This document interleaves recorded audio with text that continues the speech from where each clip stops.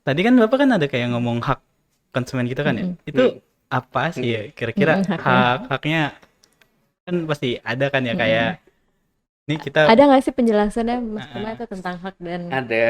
konsumen?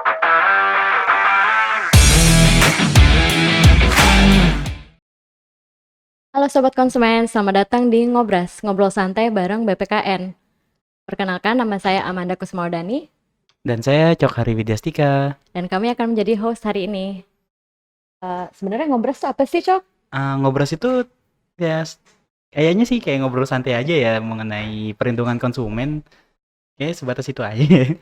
Kalau buat hari ini, kayaknya kita mau ditemanin sama kepala divisi kita ya. Iya, sama Mas siapa namanya ya? Boleh perkenalkan diri Pak, silakan. Mas Prima Mas. Setia. Oh, iya. Iya, mengenai perlindungan konsumen nih Pak ya. Ya. Itu kenapa ya Pak perlindungan konsumen itu dipandang penting oleh Bapak menurut Bapak? Iya, kenapa sih penting? Karena konsumen itu kan kita semua, baik itu dari yang masih balita sampai dengan lansia. Jadi memang eh, harus dilindungi. Dan kenapa perlindungan konsumen itu penting? Ya, itu ada di dalam kehidupan kita sehari-hari. Kalau itu kan dengan konsumen kan dianggap penting ya Pak ya. Itu ada nggak sih Pak kayak peraturan yang menaunginya gitu? Mungkin. Kalau dari undang-undang sih ada Undang-Undang Perlindungan Konsumen itu nomor 8 tahun 99. Lalu itu ada apa namanya peraturan presiden itu terkait strategi nasional perlindungan konsumen itu 2005 per periode ya. Oh, Kemarin tuh masih periode pertama 2015 sampai dengan 19. Nah ini di masa pandemi kemarin itu ada kekosongan regulasi di situ ya, strategi nasional. Makanya ini sedang disusun dan mudah-mudahan sih tahun ini atau tahun depan ada periode yang baru. amin lah ya Pak ya, supaya konsumen lebih terlindungi ya Pak ya. Yes, wajib. Itu kira-kira ada nggak sih apa ya? Apa lembaga yang dapat melindungi konsumen? Kalau ngomongin lembaga PK ya, itu dari undang-undang ada 3, yaitu BPKN, Badan Perlindungan Konsumen Nasional, lalu BPSK, Badan Penyelesaian Sengketa Konsumen, dan juga yang terakhir adalah LPKSM, Lembaga Perlindungan Konsumen Swadaya Masyarakat. Kalau BPKN sendiri itu sebenarnya apa sih, Mas Prima? BPKN itu adalah badan independen ya, yang dibentuk oleh Undang-Undang nomor 8 tahun 99 tentang perlindungan konsumen, di mana itu fungsinya adalah memberikan saran dan pertimbangan kepada pemerintah. Jadi memang tugas dalam hal BPKN ini memberikan rekomendasi lah kepada pemerintah terkait dengan sektor perlindungan konsumen. Itu kita yang bisikin pemerintah, kalau bisa regulasi ini, kebijakan itu coba diperbaiki, dikembangkan, dan lain sebagai hal. Tadi kan selain BPKN Bapak sebutin yang BPSK ya sama PKSM ya Pak ya. Ya. Itu kira-kira bedanya apa ya sama yang Bapak sebutin tadi yang BPKN? Ya, kalau udah jelas kalau yang BPKN itu kan kita lebih ke seperti advisory body ya, sehat ya. Karena kan memang tugasnya memberikan rekomendasi. Walaupun di dalamnya itu ada juga sosialisasinya juga, lalu ada terkait dengan advokasinya juga, juga pengembangan terkait sistem perlindungan konsumen secara nasional. Kalau BPSK itu lebih spesifik terkait dengan penyelesaian sengketanya. Ya, dan itu memang posisinya itu ada di provinsi. Kenapa di sana sementara kita di BPKN cuma ada di pusat? Itu karena di BPSK itu kenapa ditempatkan di daerah-daerah, karena kasus-kasus atau insiden-insiden konsumen itu kan pasti kan tersebar lah dari Sabang sampai Merauke. Apalagi di era digital ini udah mau siap-siap cross border Hmm. gitu. Makanya untuk memudahkan masyarakat atau konsumen dalam hal mengadu atau menyelesaikan sengketanya, insidennya, dibentuklah BPSK itu. Kalau LPKSM itu lebih swadaya masyarakat. Jadi memang eh, kumpulan masyarakat di satu tempat itu bisa membentuk LPKSM dalam hal melakukan sosialisasi juga bisa, lalu berikan edukasi juga bisa di situ. Juga ada perannya di situ. Kalau bedanya sosialisasi yang dilakukan BPKN sama yang di LPKSM itu apa sih? Nah, kalau kita itu adalah salah satu tugasnya BPKN ya. Hmm. Nah, bedanya adalah eh, LPKSM itu kan yang bina adalah masyarakat.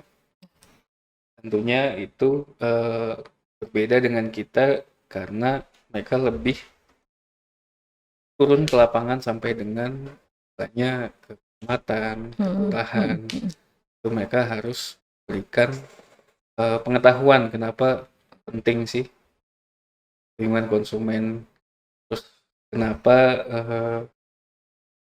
konsumen itu adalah kita. Itu harus dipahami oleh kita semua.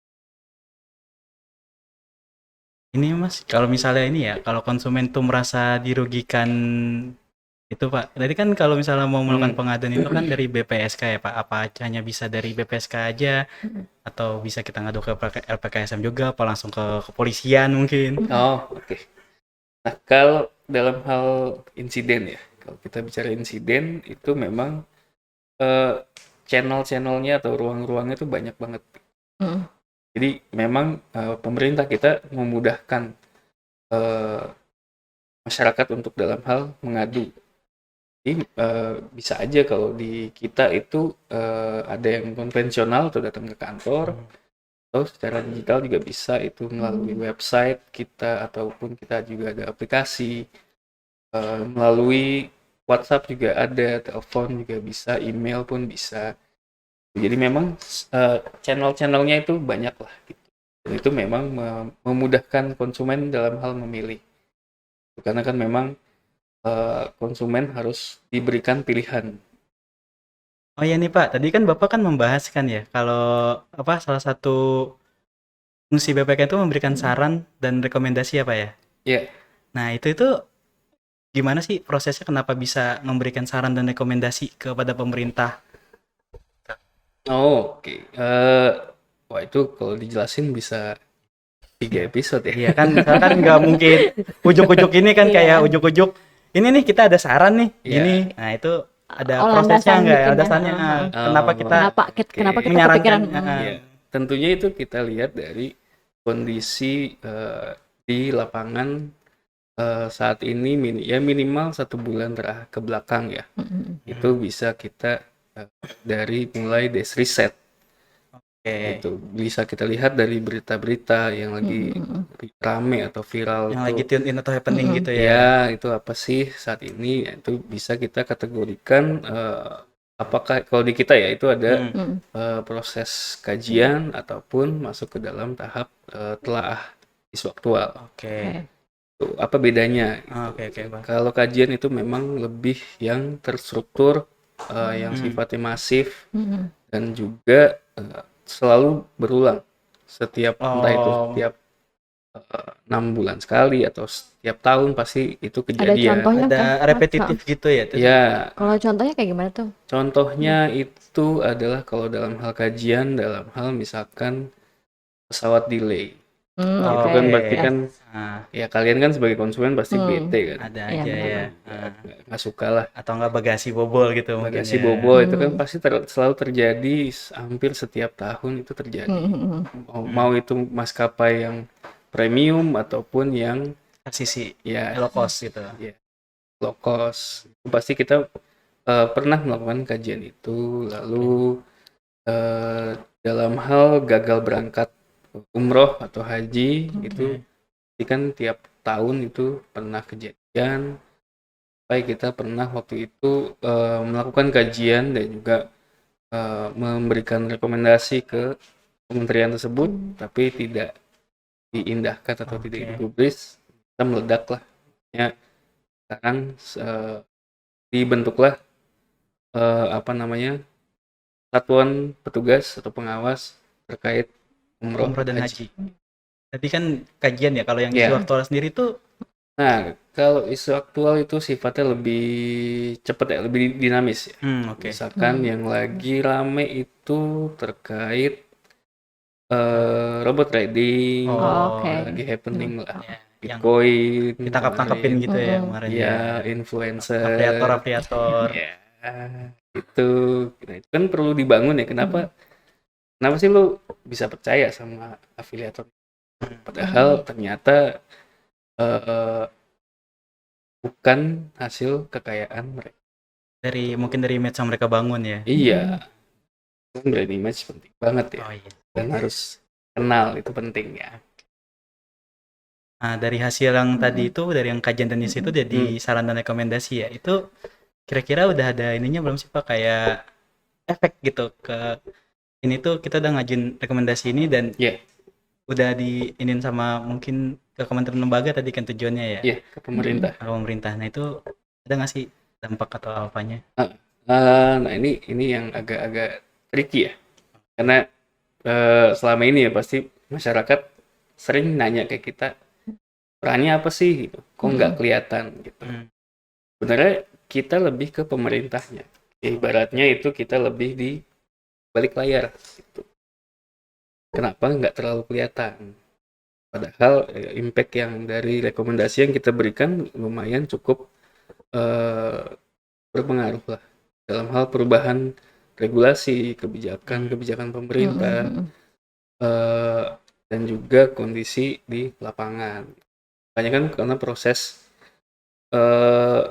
kajian atau isu aktual itu kan dari tim di kita itu melakukan kunjungan ke lapangan, cek kondisi realnya bagaimana, koordinasi sama pihak pusat dan daerah, kayak gitu-gitu. Prima, tadi kan sempat di-mention tuh sebelumnya kalau salah satu tugas BPKN tuh sosialisasi. Boleh nggak sih diceritain sedikit sosialisasi yang dilakukan selama itu kayak apa sih? Ya, kalau bicara sosialisasi sih bentuknya macam-macam ya, yang udah kita jalanin selama ini. Contohnya kayak misalkan tadi kan yang lagi happening isu aktual itu belakangan ini itu adalah lagi sempet rame tuh soal standar. Oke, standar apa nih? Standar apa nih? Standar motor. Macam-macam. Yang lagi rame waktu itu terkait helm ya.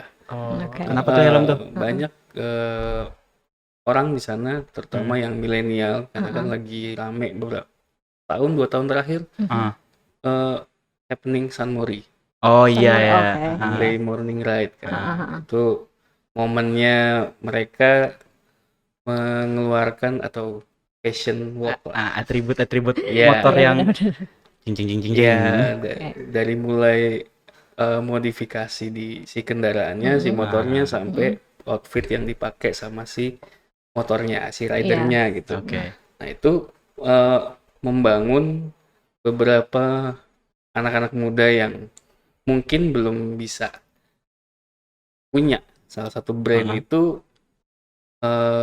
berkeinginan untuk beli, jadi pakai yang palsu. Copycat gitu ya. Iya, nah itu kan banyak yang mempertanyakan. Karena banyak di marketplace itu yang jual misalkan helm realnya itu 8 jutaan ke atas. Oke. Banyak yang jual di bawah 5 juta. Oh, Nah, itu kan safety-nya kayak gimana tuh? Apalagi anak muda kan egonya masih lumayan kenceng. Yang penting penampilannya ya. Safety-nya merek, belakangan. kayak merek motor kan yang penting sui gitu. Gitu. Apa namanya? Jadi banyak orang-orang yang memang hobinya di situ agak kesel, agak kecewa dengan pedagang-pedagang UKM yang menjual barang tidak sesuai standar. Itu memang merusak citra si brand itu pun. Itu dia kan harganya kan bedanya cuma 3 jutaan ya sekitar itu ya. Lumayan loh. Ada yang jual salah satu brand yang memang sudah terkenal. Lagi brand itu memang dipercaya di ajang balap internasional, jual dengan harga 1 jutaan. Oh, lumayan jauh ya, lumayan dari jauh. 8 Iya, juta ke iya. 1 juta ya, Cok. Lumayan Iya, lah. Hemat 7 gitu. juta. Mau beli Bisa foya-foya saya, Pak. 7 juta loh. Iya. itu. Itu sosialisasi yang dilakukan dari itu apa ya, Pak? Dari yang helm itu? Ya tentunya kita membangun lagi nih brand image ke masyarakat bahwa safety itu penting loh. Oke. Bukan cuma gaya-gayaan boleh, tapi tentu yang harus diutamakan adalah keselamatan dan keamanan gitu. Makanya kita sosialisasi ke masyarakat, standar itu apa sih, kenapa standarisasi itu penting, lalu kenapa apa namanya konsumen dan juga pelaku usaha harus tahu dan paham dan mengerti hak dan kewajibannya itu apa aja gitu. Nah itu menyangkut diri kita juga gitu. Jangan asal gaya tiba-tiba hal-hal yang nggak diinginkan Ya, terjadi Iya. gitu. Menuntutnya kemana? Pengaduan tadi kan, Pak. Iya. Nah, Ini itu kan kan nggak sesuai standar. iya sih. Yes, benar. Susah juga dituntut Susah ya. juga. Nah, soalnya kan bukan brandnya mereka kan, jadi nggak bisa. Iya. Selain itu metode sosialisasi yang dilakuin itu apa ya? Bisa yang udah kita lakukan ya. Mm-mm. Tentunya membuat konten-konten di sosial media kita, Oke. lalu melakukan kunjungan ke daerah, sosialisasi dengan masyarakat di daerah, di pusat, terus sampai dengan kita koordinasi dengan KL terkait. Ini Oke. harus ditingkatin nih pengawasannya, terus terkait dengan standarisasinya, Melalui rekomendasi tadi Iya, itu. berarti melalui berkaitan ya. rekomendasi, melalui sosialisasi, ngomong di radio, talk show, Oke. kan salah satunya sampai di podcast ini, salah Oh, satu iya. Salah satu channelnya lah, channel untuk Channel, oke. mengedukasi ya. Oke. gitu. Gimana? Ya, ini ya udah lumayan paham lah ya, Ya, kurang lebihnya. itu luas ya, Luas ya kalau bahas perlindungan konsumen kayaknya. luas banget. Kayak contohnya, Manda hobinya apa? Hobi traveling, Traveling. yes. Pernah nggak ngerasa kecewa? Pastinya pernah dong dalam hal misalnya beli tiket atau benar yang kayak tadi sempat disebut sebelumnya delay itu. Ya, itu kan pasti ya hilang kan waktu gitu. Yes. Iya. A waste of time, yes. Iya. Itu kan pasti bingung ya, konsumen bingung mau ngadu kemana. Iya. Kalau kayak gitu berarti bisa diaduin ke BPKN. Bisa, Mas. cuma pasti mindset Manda pertama kali ngadu ke petugasnya kan. Iya, Ya, betul. pasti nyarinya kemana nih? Cuma kan pasti Manda apa namanya belum tahu nih haknya. Ketika delay, gue dapat apa? Oke. Yes. Apakah gue dapat kompensasi? Mungkin belinya tiket ekonomi dinaikin jadi bisnis, Oke. atau dapat makanan dulu, atau dapat voucher lagi. Oke. Itu kan kita harus tahu. Biasa bentuk kompensasi tuh kayak ada kayak standar tertulisnya apa itu biasanya kayak kesepakatan. Kalau dalam hal penerbangan ya itu ada Ada standarnya standarnya. gitu. Ada ketentuannya yang menjelaskan kalau telat delay 60 menit itu konsumen dapatnya apa aja, kalau telat lebih dari 60 menit dapatnya apa aja gitu. Itu pasti banyak traveler ya gitu ya. Itu pasti yang nggak paham. Benar. Karena mindsetnya mereka pasti pengennya ya udah Langsung jalan. tujuannya. Mau healing nih, mau healing Healing gitu. ya, bahasa Nah, sekarang bahasa healing. Gen Z. Gen Z. Healing terus. Gitu. Belum lagi kalau Manda sampai tujuan, di foto hotelnya bagus, villanya bagus, nyampainya sana zong. Iya, benar. Nyampe sana, lah angker. Iya, nggak sesuai ya dengan yang ekspektasi. Takut saya mau nginep jadinya, Pak. Gitu. Oke. Hak dan kewajiban konsumen ya. Oh iya kan, selain hak kan harus ada kewajiban dari kita juga Iya, kan ya. Iya. Nggak mungkin nuntut mulu nih, mau Betul. begini gini, tapi Betul. nggak ada kewajiban nggak dijalanin. Itu hak dan kewajiban konsumen itu ada di Undang-Undang Perlindungan Konsumen di pasal 4. Itu di mana hak konsumen adalah hak atas kenyamanan, keamanan, dan keselamatan dalam mengkonsumsi barang dan atau jasa, Oke. lalu hak untuk memilih barang dan atau jasa, serta mendapatkan barang dan atau jasa tersebut sesuai dengan nilai tukar atau kondisi serta jaminan Mm-mm.